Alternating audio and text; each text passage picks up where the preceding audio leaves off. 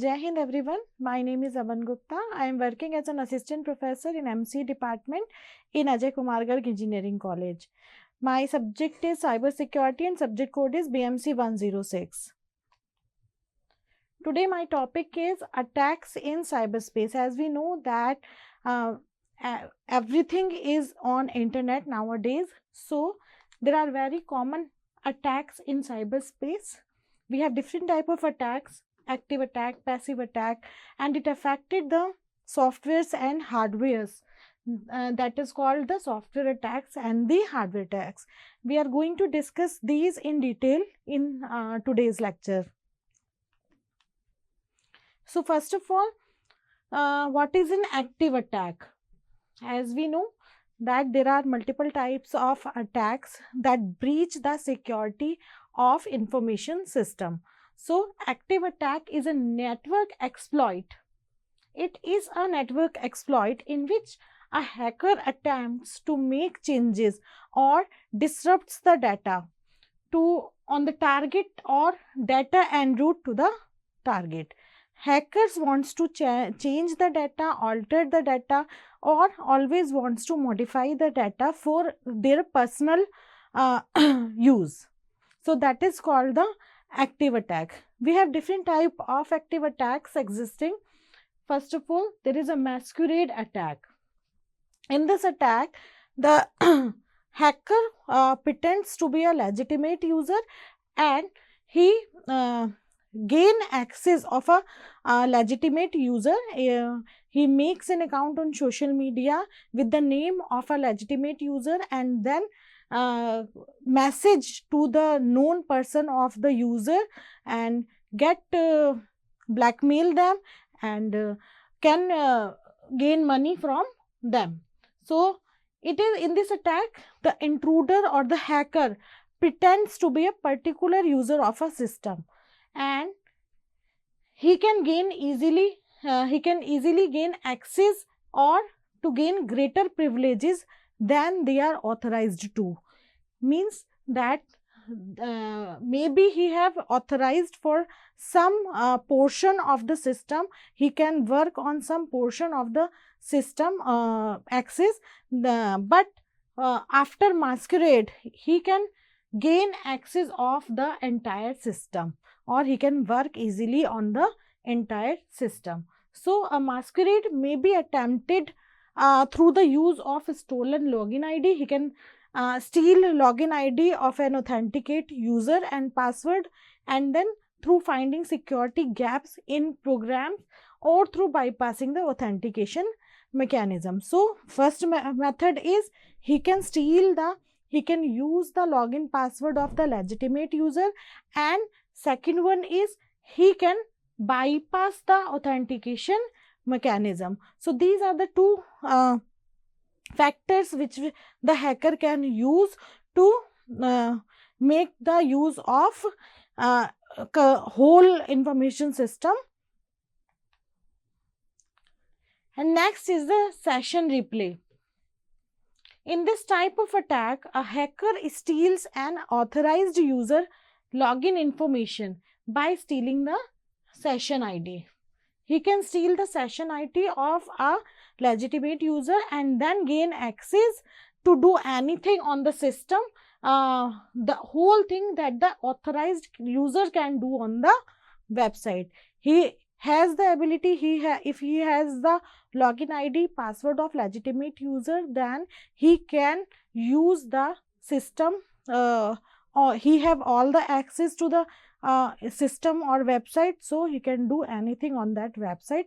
Maybe can disrupt some files, delete some files, or anything that he wants to do on the system. Next one is the message modification.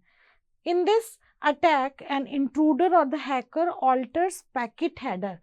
Means if there is a file and having some content, then he can alter or modify the content of the file. So he can alter the packet header addresses to direct a message to a different destination.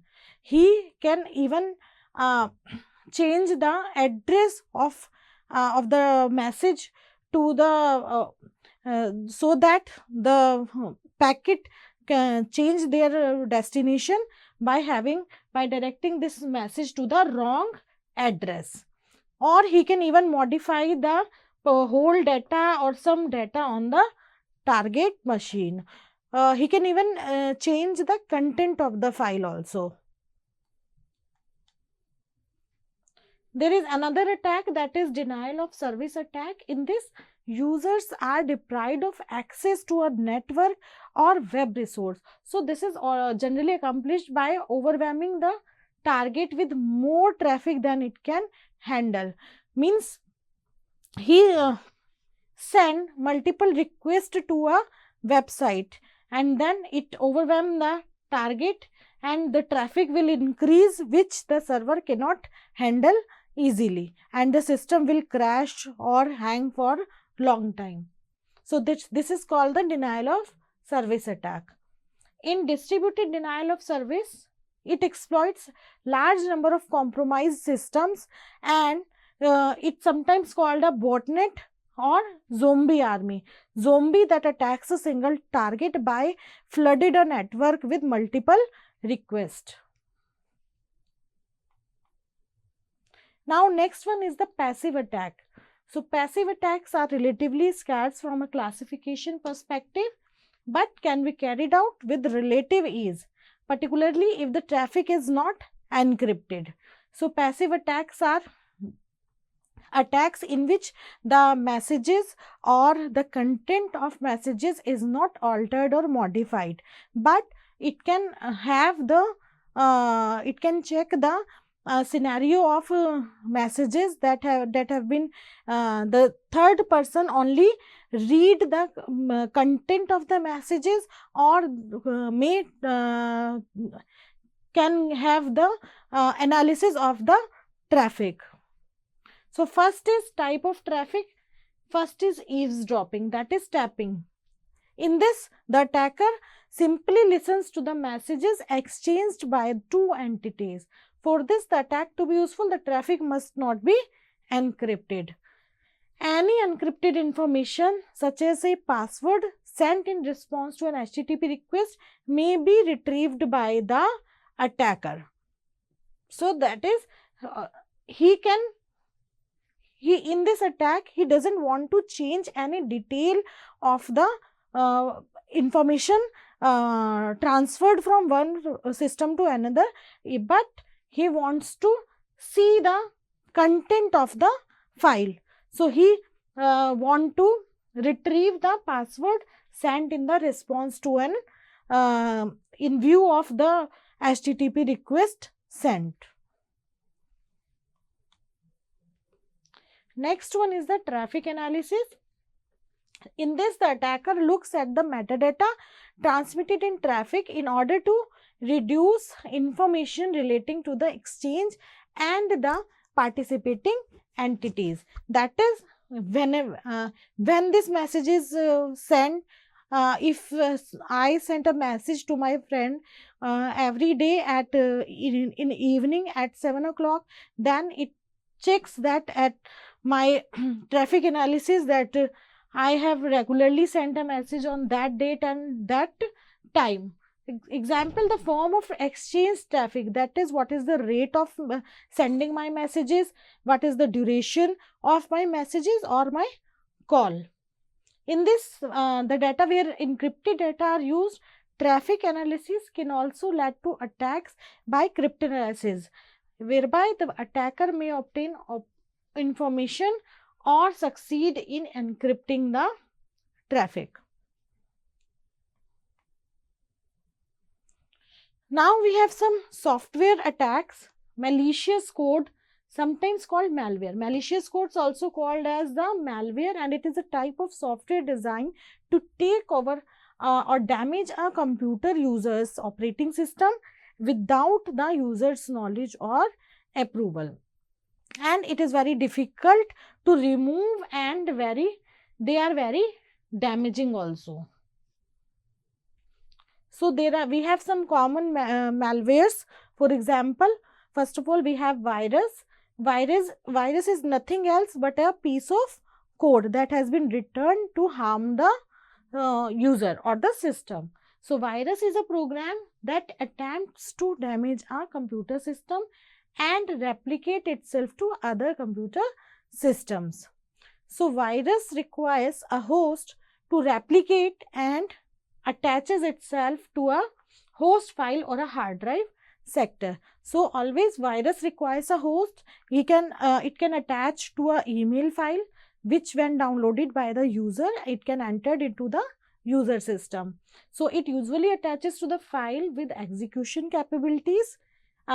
It can be any file like doc file, exe file, bat file. It can be any file with all these extensions. Now it replicates each time the host is used. So whenever the user uses his system, the files replicates itself. Now it often focuses on destruction or corruption of data.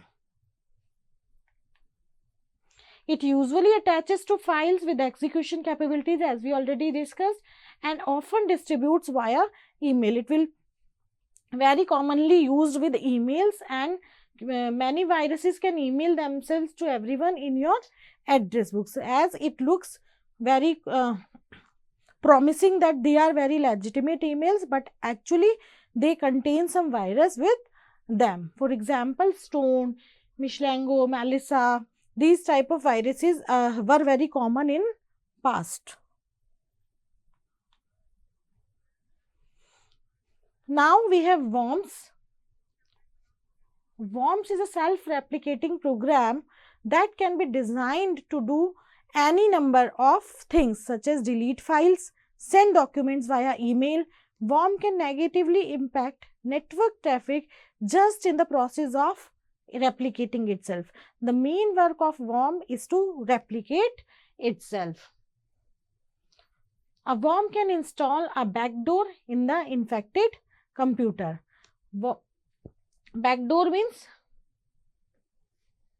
a virus which can be installed intentionally in the computer system and is usually introduced into the system through a vulnerability. If there is any loophole in the system, it is very easy for a worm to get activated at that place. So it infects one system and it spreads to other systems on the network. For example, code red. Now next one is the Trojan horse. Trojan horse is a malicious program that is disguised as legitimate software. It is actually looking like a very legitimate software, but it is not. Discretionary environments are often more vulnerable and susceptible to Trojan horse attacks because security is user focused and user directed. So the compromise of a user account could lead to the compromise of entire network. So a Trojan horse cannot replicate itself. Unlike virus and worm, it cannot replicate itself. Often contains spying functions like packet sniffer or backdoor functions that allow a computer to be remotely controlled from the network. So these are some functions. These are some functions that can be a Trojan horse do. Often hidden in useful success software such as screensavers or games also. For example, back orifice, netverse, whack-a-mole. Now we have another type of malware that is called logic bomb. So this bomb is a malware that lies dormant until triggered. When a specific line of code executed, then only it gets active and harm the system. So a logic bomb is a specific example of an asynchronous attack because it lies dormant whenever a line of code get executed. So a trigger activity may be on a specific date, time, launching of a specific program, or processing of a specific type of activity. If any one of the 4 activity happen to the system, then only the logic bombs get activated. So, logic bombs do not self-replicate. These are also the malwares which do not self-replicate. Now we have hardware attacks. These are some common hardware attacks, that is manufacturing backdoors for malware or other penetrative purposes. Backdoors are not limited to software and hardware, but they also affect embedded radio frequency identification, chips and memory. As we know, they can corrupt these type of chips and can also affect the memory of the system. Now, eavesdropping by gaining access to protect the memory without opening other hardware. Now, inducing faults causing the interruption of normal behavior. So, when we have a hardware attack, then it can induce the faults in the system, faults in the hardware, and which can cause the interruption of the normal behavior of the systems. Hardware modification, tampering with invasive operations. There are different type of invasive operations when they can impact the hardware. So, it can tamper the hardware functionalities and can disrupt the system. So, backdoor creation is the presence of hidden methods for bypassing normal computer authentication systems. Counterfeiting product assets that can produce extraordinary operations and those made to gain malicious access to the systems. Now, we can see how cyber criminal plan the attacks. There are different type of methods by which cyber criminals can make use of these techniques and can hamper the systems. So, first one is the brute force hacking. Brute force attack is a hacking method that uses trial and error to crack passwords. By using brute force, hackers can crack the passwords, login credentials and encryption keys also. And it is a very simple tactic for gaining the unauthorized access to the system, to individual accounts, organization system and overall network, and can disrupts the whole information system by gaining access to all these files or information. Next is the cracking. Whereas hacking is the process of intruding computer systems without authorization in order to gain access to them for good or bad purposes. But cracking is the same practice through which, though with the criminal intention. We can have multiple type of cracking systems we have provided with which are very legitimate and with good intentions, that we can use cracking techniques for good intentions, for good coding practices. But at the same time, when we talk about the cracking for bad intentions, it is the same practice because it has been done with the intention of the crime. So, this is done with the criminal intention, and this cracking is generally less harmful than hacking. Next one is the phreaking, and it is a type of hacking that specifically target the telephone systems, and it involves manipulating and exploiting network protocols to make free calls or interfere with the telecommunications. Next one is the white hat hacker. So, white hat hackers are hired by the companies to test their information security by attempting to hack it. So, their motive is to attempt to hack. So, this ethical hacking process helps detect vulnerabilities in a system. Organizations hire the professionals to do the hacking to secure their system by other organization attacks. This is called the white hat hacking. Now, next one is the black hat hacker. So this is a computer hacker who violates laws or ethical standards for nefarious purposes, for cyber crimes, for cyber warfare. And these acts can range from piracy to identity theft also. Now next one is the grey hat hacker. Grey hat hacker is a computer hacker or computer security expert who may sometimes violate laws or typical ethical standards, but he usually doesn't have the malicious intent typically of a black hat hacker.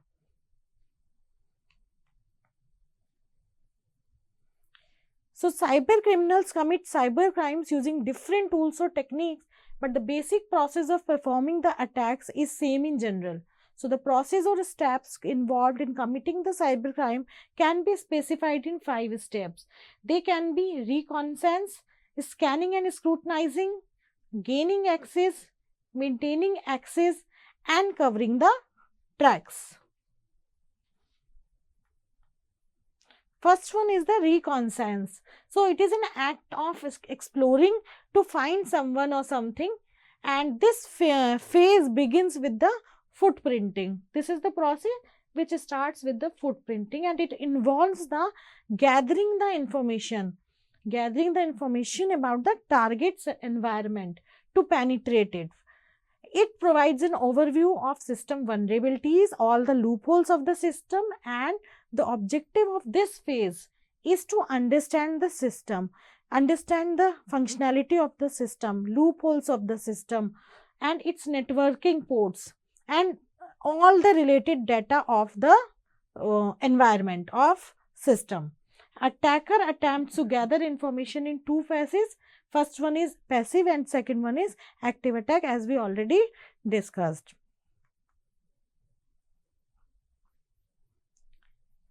Passive attacks are what we already discussed, that in these attacks the hacker only see the content of the messages and only have the traffic analysis. We have 2 types of passive attacks. In first one, the hacker see the content of the messages, and in second he can do the traffic analysis but doesn't change the content of any file.